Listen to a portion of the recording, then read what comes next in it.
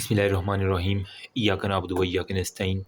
This is the part 4 और intestinal obstruction. इसके अंदर हम वाल्वुलस इंटेस्टाइन को डिस्कशन करेंगे जो कि ऑब्स्ट्रक्शन की वजह बनती है। वाल्वुलस का नाम में ही काम है, मतलब कि कोई ना कोई मरोड़ जो है ना वो हमारे पास बनेगा।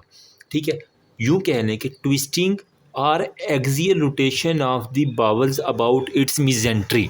ठीक है, ये इंटेस्टाइन होती है। ठीक है, इसके पास जो है ना वो हमारे पास शीट होती है जिसके अंदर वो फैट डेपोजिटर वेसल और वो सारी गुजर के आती हैं। ठीक है, तो इसे मिजेंट्री कहते हैं। ठीक है, तो अब वो कह रहा है कि इंटेस्टाइन की एक्सियल रोटेशन हो जाए, ठीक है, या फिर हमारे पास ट्विस्टिंग हो जाए। तो दो बातें आपने बतानी है, ट्विस्टिंग या एक्सियल रोटेशन ऑफ दी आप कह लें कि बावल। ठीक है, मतलब इंटेस्टाइन का।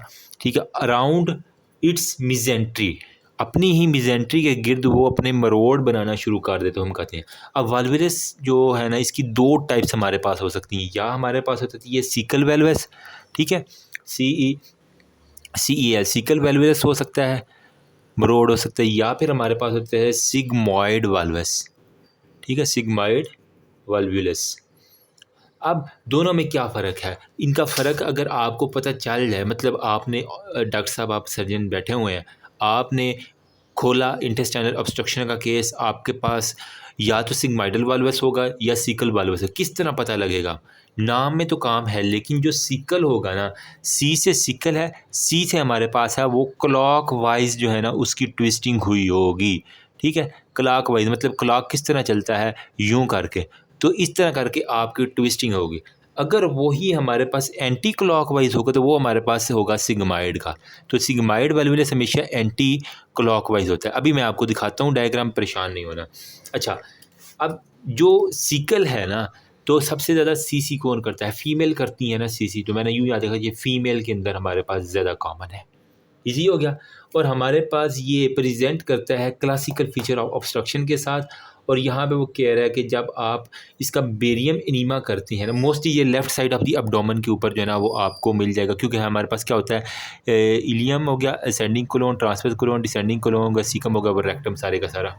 ठीक है, तो वो अनाटमी थोड़ी सी याद कर लेना कि मतलब यहाँ से जो है ना वो अब कह लें कि इलियम ख़त्म हुई है ना, तो यहाँ से अपेंडिक्स शुरू होगा, फिर सीकम हो गया, फिर असेंडिंग कोलोन, ट्रांसवर्स कोलोन, तो वो डिसेंडिंग। इसका तो याद कर लेना कि अब यहाँ पे मोस्टली इसका एसोसिएशन जो है ना, जब आप इसको डायग्नोस करना है तो आपने इसके लिए बेरियम एनीमा करवाना, मतलब उसके एनल के नाल से जो एक एनीमा होता है ना, मतलब जिनको सीवियर कॉन्स्टिपेशन होती है उनको हम एनीमा करते हैं। तो वो बेरियम कंटेनिंग एक एनीमा मिलता है हमारे पास। ठीक है, वो हम उसके जो है ना वो पीछे से डाल देते हैं, तो जो जहाँ जहाँ बेरियम जाता है तो हम उसको रेडियोलॉजिकली देख लेते हैं। तो आपको सिकम के मुकाम के ऊपर बर्ड बीक अपीयरेंस जो है ना वो नज़र आएगी। मतलब यूँ कह लें कि फ़ीमेल को बर्ड्स पसंद होते हैं, तो उनके अंदर सीकम के अंदर आपने उनके पीछे से एनीमा डाला तो आपको वो बर्ड बीक अपीयरेंस नज़र आ गई। ठीक है, ये अब आपको भूलना नहीं चाहिए। तो बर्ड बीक अपीयरेंस आपने ये शायद पैथो के अंदर भी पढ़ा था, एसोफेगस के अंदर एक आपको जो है ना एक्लेजिया के केस में था बर्ड बीक अपीयरेंस। मतलब जिस तरह वो चूंज होती है ना परिंदे की, तो यूँ करके आपको मतलब परिंदा नीचे की तरफ आ रहा है तो बर्ड बीक अपीयरेंस आपको इसी तरह की नज़र आ जाएगी। ठीक है, ट्रीटमेंट क्या है आपने, इफ़ नॉन विजिबल हो सकता है और नॉन वायेबल हो सकता है, या फिर हमारे पास ये वायेबल हो सकता है। अगर तो वो नॉन वायेबल है तो राइट हेमिकोलेक्टमी जो है ना वो आप कर सकते हैं, क्योंकि ये राइट साइड के ऊपर यहाँ पे सिकम पड़ा हुआ है, तो आपने राइट हेमी कोलेक्टमी कर देनी है। ठीक है, ना रहेगा बांस, ना बजेगी बांसुरी, ना वो सीकम का पार्ट रहेगा, ना वो दोबारा ट्विस्ट करेगा। ठीक है, अगर तो वायेबल है तो रिडक्शन ऑफ टॉर्जन और fixation of the caecum to the, मतलब कि आपने देखा है कि वो आगे चल सकता है। ठीक है, तो फिर आपने उसको निकालना नहीं है, बल्कि जहाँ पे मिनिमम प्रोसीजर हो सकता है और वो बंदा ठीक हो सकता है वही करना है। मतलब रिडक्शन ऑफ टॉर्जन, मतलब जो उसका मरोड़ है उसको दोबारा ठीक कर दो, रिड्यूस कर दो, रिडक्शन ऑफ टॉर्जन। और फिर उसके बाद आपने क्या करना है, fixation of the caecum to the right iliac fossa, मतलब उसके अंदर से एक स्टिच लगा देना राइट इलिक फोसा को ना के साथ, ये सीकम को जो है ना आप कह लें कि फिक्स कर देना है। तो fixation of the caecum to right iliac fossa, ताकि वो हमारे पास दोबारा ये गड़बड़ी ना करे, घूमे ना किसी सूरत भी। अब हम जैसे सिग्माइडल वाल्वुलस के अंदर, तो पहले एक डायग्राम देख लो ताकि आपका कंसेप्ट करे। ये हमने अभी तक सीकल वाल्वस को जो है ना यहाँ तक देखा है। इसके अंदर हमारे पास बर्ड भी एक अपीयरेंस आ रही थी। बेरियम अनीमा करेंगे मतलब यहाँ रेक्टम से जो है ना वो हम अनीमा डालेंगे, वो घूम घूम घूम घूम घूम घूम यहाँ पे आके वो आपको यूँ करके बर्ड बी का अपीयरेंस जो है ना वो दे देगा। ठीक है, तो बर्ड ने सीकम के ऊपर आके यहाँ पे दी, तो आपने क्या करना है, या तो इसको अगर नॉन वायबल अगर ये ठीक नहीं हो सकता तो इसको काट दो, वरना अगर वायबल है तो इसको फिक्स कर दो नीचे राइट हेलिक फोसा के साथ।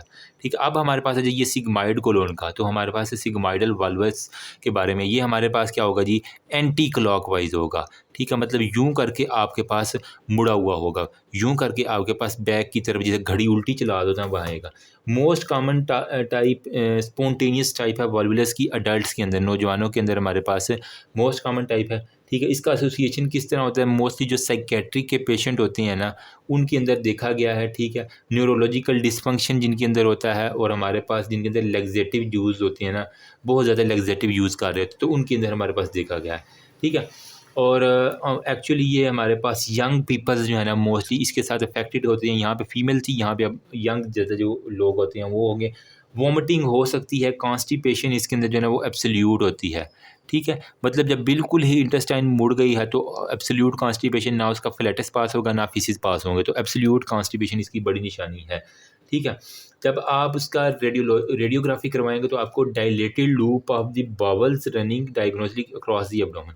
ठीक है, तो आपको क्या मिलेगा, डायलेटेड जो है ना वो आपको लूप ऑफ बावल मिलेगा, लूप ऑफ बावल वो आपको मिल जाएगा। तो ट्रीटमेंट आपने क्या करनी है, सबसे पहले आप ना वही यहाँ पे हमने क्या किया था, एनीमा दिया था, तो यहाँ पे आप क्योंकि नज़दीक है और हमारे पास इजीली कोलोन के अंदर से कोई ना कोई इंस्ट्रूमेंट जा सकते हो, हम यहाँ पे पहले कोलोनोस्कोपी कर लेंगे। ठीक है, कोलोनोस्कोपी करोगे तो आपको सिग्माइड, या इसको हम सिग्माइडोस्कोपी भी कहते हैं, मतलब सिग्माइड तक हमने जाना है ना, तो सिग्माइडोस्कोपी कर लोगे और इसके अंदर आप उसको डीकम्प्रेस करोगे तो हमारे पास 80% केसेस के अंदर जो है ना वो हमारे पास पेशेंट ठीक हो जाता है।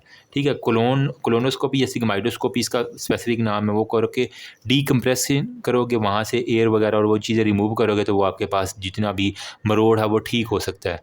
लेकिन ये इसके चांसेस यही हैं कि 50% पेशेंट जो है ना वो दोबारा इसी कंडीशन के साथ आ जाते हैं। ये कोई हमारे पास पहली दफ़ा हम ये कर लेते हैं, अगर मरीज़ के अंदर दोबारा ये रीअकर हो जाए तो नेक्स्ट स्टेप हम करते हैं कि हम सिग्माइडेक्टमी कर देते हैं। उसको ऑपरेशन थिएटर में ले जाके उसकी सिग्माइडेक्टमी जो है ना, मतलब सिग्माइड को ही वो पकड़ के वहाँ से निकाल देते हैं, ना रहेगा बांस ना बजेगी बांसुरी। ठीक है, और या फिर अगर वो थोड़ा सा चल सकता है तो सिग्माइड की फिक्सेशन अच्छे से कर देते हैं, जिस तरह हमने यहाँ पे राइट हेलिक फोसा के अंदर इसकी फिक्सेशन की है ना, तो सिग्माइड की हमारे पास फिक्सेशन कर देते हैं, जिसे हम कहते हैं सिग्माइडोपेक्सी। ठीक है, सिग्माइडोपेक्सी इसको हम कहते हैं, PEXY पैक्सी, तो ये हमारे पास हो जाएगा। ठीक, अब ये था हमारे पास वॉल्वुलस सीकल हो गया और सिग्माइडल। अब अगर इतना क्वेश्चन आ जाए तो इंशाल्लाह अब आपका मार नहीं खानी चाहिए। ठीक है, तो ये वाला हमारे पास इतनी क्वेश्चन है। नेक्स्ट हमारे पास है जी एडहियंस इंटेस्टाइनल। ओके जी, अब हम डिस्कशन करते हैं एडहियन, जो कि हमारे पास इंटेस्टाइनल ऑब्स्ट्रक्शन की वजह बनती है। एडहियन बेसिकली क्या है, यूँ कह लें कि हमारे पास फाइब्रस जो है ना वो बैंड होता है। ठीक है, एक तरह का फाइब्रस बैंड होगा जो कि हमारे पास टिश्यूज़ और आर्गन के बीच में, बिटवीन दी टिश्यूज़ जो होंगे और जो हमारे पास प्रॉपर ऑर्गन है उनके दरमियान एक यूँ बैंड का बन जाना, वो एडहियन हमें कहलाती है। एडहियन मोस्ट कॉमन काज है। 40% पेशेंट जो है ना वो जो इंटेस्टाइनल ऑब्स्ट्रक्शन के आते हैं उनके अंदर हमारे पास एडहियन ही हुआ होती है, मतलब उनके अंदर कोई फाइब्रस बैंड बन जाता है। ठीक, अगर फिर भी किसी को समझ नहीं ना आ रही तो मैं ये थोड़ी सी डायग्राम दिखा देता हूँ। ये देख रहे हैं आपको, इरेगुलर से फाइब्रस से बैंड जो है ना वो आर्गन को टिश्यूज़ के साथ जोड़ देते हैं, जो कि उसको अपनी मूवमेंट के अंदर जो है ना वो बहुत ज़्यादा तंग करते हैं। ठीक है, मैं ज़्यादा नहीं दिखा रहा इस पिक्चर को क्योंकि मसला पहले भी वीडियो पे बन चुका है। तो अच्छा, कॉमन काज क्या है हमारे पास, वजह क्या होती है इन बैंड के बनने की, या तो हमारे पास कोई भी एस्कीमिक एरियाज़ जो है ना वो हमारे पास बन जाते हैं। ठीक है, जैसा कि अगर किसी जगह पे एनास्टमोस हो रहा है, साइट ऑफ एनास्टमोसिस, तो वहाँ पे हमारे पास होगा, या फिर कहीं पे वेस्कुलर अक्लूजन्स हो चुकी है तो वहाँ पे आपको देखिएगा। नंबर सेकंड पे हमारे पास होता है जी कोई भी फॉरेन मटेरियल जो है ना, जिस तरह उसने सपोज करें कोई ग्लू खा ली है, कोई हमारे पास सिल्क उसने इंजेस्ट कर लिया है, जो कुछ भी इस तरह का है कि वो हमारे पास फॉरेनली जो चीज़ है, या फिर वहाँ पे इन्फेक्शन हो चुका है। किस किस इन्फेक्शन के अंदर हमारे पास एडहियन बनती है, आपने नाम सुना होगा टीबी का, ट्यूबरकुलोसिस, और नंबर सेकंड पे अगर उसको साथ में पेरिटोनाइटिस भी हो चुका है तो ये हमारे पास, या फिर हमारे पास उसको इंटेस्टाइनल कोई भी इन्फ्लामेशन है, ठीक है। जिस तरह इन्फ्लामेशन के अंदर हमारे पास क्या होती है, कोरोन डिजीज़ आ जाती हैं, ठीक है। तो इसके अंदर हमारे पास क्या होता है, एडहीजन बन जाया करती है। अब ये 4 काज लिख देना। प्रिवेंट किस तरह करना है आपने इस एडहीजन को, नंबर 1 पे आपने जो है ना, एक आपके पास अच्छी सर्जिकल टेक्निक्स होनी चाहिए, ठीक है। मतलब आप खोलेंगे तो आपके पास गुड सर्जिकल टेक्निक होनी चाहिए कि आपको पता हो कि कौन सा जॉइंट किस जगह पे है, कौन सा टिश्यू किस जगह पड़ा हुआ है, कौन सी नर्व कहाँ पे है, कौन सी आर्टरी कहाँ पे है, कहीं आप उसको ना, तो गुड सर्जिकल टेक्निक जो है ना वो इसके लिए हमारे पास रिक्वायर होती है। Adequate washing of the peritoneal cavity with saline, ठीक है। जो क्योंकि मैंने कहा पेरिटोनाइटिस इसकी बड़ी वजह है, तो आपने क्या करना है, पेरिटोनियम कैविटी को सेलाइन से अच्छी तरह साफ़ करना है ताकि वहाँ पे जो कंटामिनेशन है वो अच्छे से रिमूव हो जाए। फिर मिनिमम कॉन्टैक्ट हो गया विद गाज, जो आप गाज लेते हैं ना, कपड़ा लेते हैं, एक तरह का कपड़ा ही होता है वाइट कलर का, आपने पट्टी देखी होगी, ठीक है। तो गाज के साथ आपने मिनिमम उसका कॉन्टैक्ट करना है ताकि वहाँ पे मज़ीद कोई फॉरेन बॉडी ना रह जाए, क्योंकि सिल्क मैंने कहा ना कि वो कॉटन के अंदर सिल्क ही होती है, तो ज़ाहिर बात है। और कवरिंग एनास्टमोसिस एंड रा पेरिटोनियल सर्फेस, जहाँ जहाँ पे आपको एनास्टमोसिस नज़र आ रहा है उसको अच्छे से कवर करें, ठीक है। और जहाँ जहाँ पे आपको रा पेरिटोनियल सर्फेसिस है उसको भी जो है ना आपने कवर करना है, जहाँ मतलब कहीं पे आपको पता ना कहीं पे एडहीजन लगने का कोई चांस रह ना जाए, ठीक है। तो ये तो था हमारे पास प्रिवेंशन हमने किस तरह करनी। जब आप खोलेंगे तो ट्रीटमेंट अब प्रॉपर जो है ना वो आपने, कुछ कंजर्वेटिव मैनेजमेंट है, कुछ हमारे पास सर्जिकल मैनेजमेंट है, ठीक है। तो मैं यहाँ पे आपको बता देता हूँ, कुछ हमारे पास होती है जी कंजर्वेटिव मैनेजमेंट और कुछ हमारे पास होती हैं जी सर्जिकल मैनेजमेंट। कंजर्वेटिव के अंदर आप क्या क्या करेंगे, आईवी रिहाइड्रेशन, मतलब क्योंकि वो खा पी भी नहीं रहा, वोमिटिंग पे वोमिटिंग किए जा रहा है इसके सिम्टम्स की वजह से, तो हमारे पास जो है ना एक तो अपने आईवी रिहाइड्रेशन देनी है, ओरली नहीं, आईवी, ठीक है। सेलाइन वगैरह लगा देंगे, रिंगर लगा देंगे, जो भी आपने करना, साथ में नेजो गैस्ट्रिक डीकम्प्रेशन एनजी डीकम्प्रेशन कर देनी है, साथ में ब्रॉड स्पेक्ट्रम एंटीबायोटिक्स आप दे देंगे, ब्रॉड स्पेक्ट्रम एंटीबायोटिक्स दे देंगे। साथ में आपने कंजर्वेटिव ट्रीटमेंट, वो कह रहे हैं हमने 72 घंटे से ज़्यादा तक जो है ना ये नहीं चलानी, क्योंकि 72 घंटे के अंदर हमने मरीज़ को ठीक करना होता है। फिर सर्जिकल में हमने क्या करना होता है, अगर आपने कंजर्वेटिव के ज़रिए आपको ज़्यादा रिजल्ट अच्छे नहीं नज़र आते, फिर आप जो है ना वो गो फॉर लेप्रोटमी, ठीक है। लेप्रोटमी क्या है, आप ओपन करते हैं और वो सारे के सारे डिवाइड करते हैं जितनी भी एडहीजन है, ठीक है। और वहाँ पे अब वो कह रहा है कि हमने कभी भी सारी एडहीजन को जो है ना वो डिवाइड नहीं करना होता, क्योंकि जब सारी ही एडहीजन हम निकाल लेंगे तो वो आपस में मिल के मज़ीद एडहीजन करवा सकते हैं। तो ये याद रखना, डोंट डिवाइड ऑल एडहीजन डिप्लॉटमी में, ठीक है। डोंट डिवाइड ऑल एडहीजन, एक बात ये रखनी है। फिर अच्छा, ये जो एडहीजन को तोड़ते हैं इसको हम कहते हैं एडहीनोलाइसिस, एडहीजोलाइसिस हो गया। तो अगर हम लेप्रोटमी करते हो इसको हम कहते हैं लेप्रोस्कोपिक एडहियोलाइसिस इसको हम कहते हैं, ठीक है। फिर हमारे पास कह रहा है कि कभी कभार रिकरेंट इंटेस्टाइनल ऑब्स्ट्रक्शन जो है ना वो हमारे पास एडहीजन की वजह से होती है, इसको हम किस तरह ट्रीट करते हैं, इंटेस्टाइनल इंट्यूबेशन कर देते हैं, एडहियोलाइसिस हो गया, नोबल प्लाइकेशन होता है, और एक चार्ल्स पिलिस प्लाइकेशन होती हैं। मतलब एक तरह का मैनर है, फोल्डिंग का मैनर है जो है ना उसको हमने ठीक करना होता है, तो ये हमारे पास ये काफ़ी हद तक बेटर हो जाता है। तो इस वीडियो में हमने देखा कि हमारे पास जो है ना क्या क्या है, एक तो वॉल्वुलस देख लिया और एक हमने देख लिया एडहीजन देख लिया, ठीक है। तो अगर किसी ने इसका स्क्रीनशॉट लेना है तो यहाँ से ले लो। बाकी हमारे पास रह गया इंटरनल हर्निया और एक गॉलस्टोन। तो इंटरनल हर्निया को भी ना इसी वीडियो के अंदर मैं बता देता हूँ ताकि हमारा टाइम वेस्ट ना हो, फिर हम ए डायनामिक जो चीज़ें हैं उसको देख लें, ठीक है। तो वो कह रहा है कि इंटरनल हर्निया भी जो है ना वो हमारे पास ऑब्स्ट्रक्शन की वजह बन सकते हैं।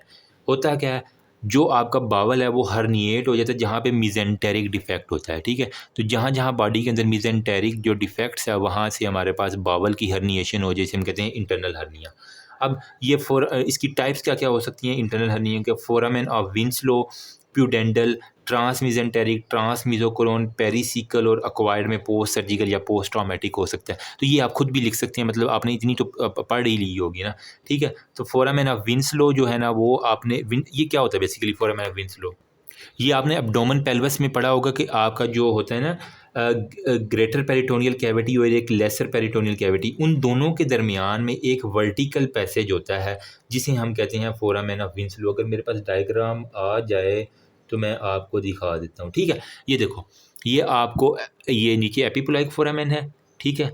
और ये देखो इस डायग्राम में देखो, यहाँ पे देखो ये आपको नज़र आ रहा है फोरामेन विंसलो, जो कि बिटवीन लेसर और ग्रेटर पेरिटोनियल सैक है, उनके दरमियान में एक रूट है।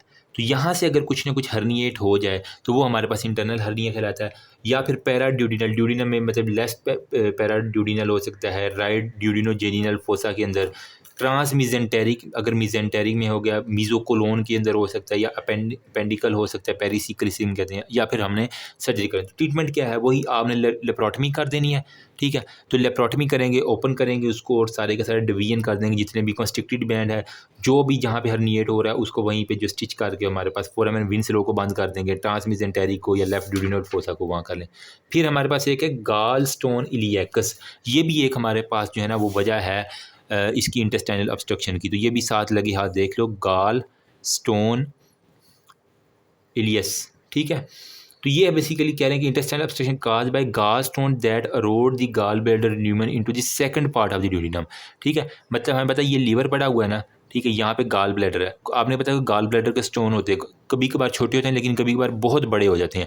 तो जो second part of the duodenum है ना, वहाँ पे जाके कह रहा है कि गाल स्टोन फंस जाता है, ठीक है, और वो हमारे पास इरोड कर देता है इस वाल को, और हमारे पास अबाउट 60 सेंटीमीटर जो है ना वो हमारे पास टिपिकली इलियम के अंदर अगर ये चला जाए, ठीक है, मतलब and part of the small intestine, तो वहाँ पे 60 सेंटीमीटर तक का वो कह रहा है, हमने देखा गया। डायग्नोसिस किस तरह करेंगे आप, पेशेंट प्रेजेंट करेगा, आपके पास आएगा एसबीओ के साथ, मतलब स्मॉल बावल ऑब्स्ट्रक्शन होगी और उसके अंदर उसको फीलिंग होगी बाल वाल इफेक्ट, जिस तरह बाल रोल कर रही होती है ना, ठीक है, तो वो वाला इफेक्ट आपके पास होगा गाल स्टोन इलियस के अंदर, ठीक है।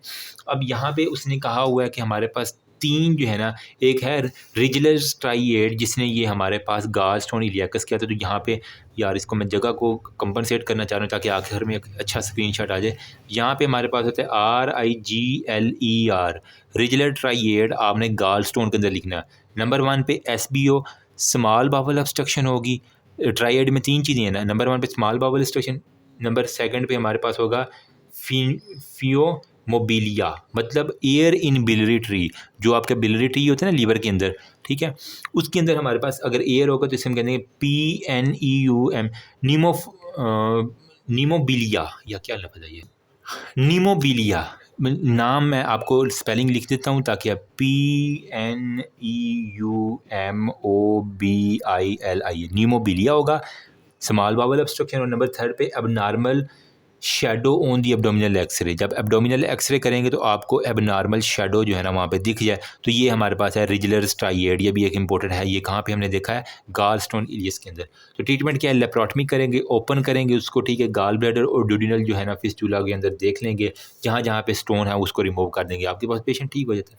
तो ये थी हमारे पास जो डायनेमिक ऑब्स्ट्रक्शन के बारे में। अब हमारे पास आता है जी ए डायनेमिक ऑब्स्ट्रक्शन, वो नेक्स्ट वीडियो में करती है। उसके अंदर हमारे पास पैरालिटिक इलियस, ठीक है, और सूडो ऑब्स्ट्रक्शन के बारे में, मिजेंटेरिक इस्कीमिया के बारे में आ जाता है, और कुछ थ्रोम्बोसिस हैं, ठीक है, और नॉन ऑक्लूसिव मिजेंटेरिक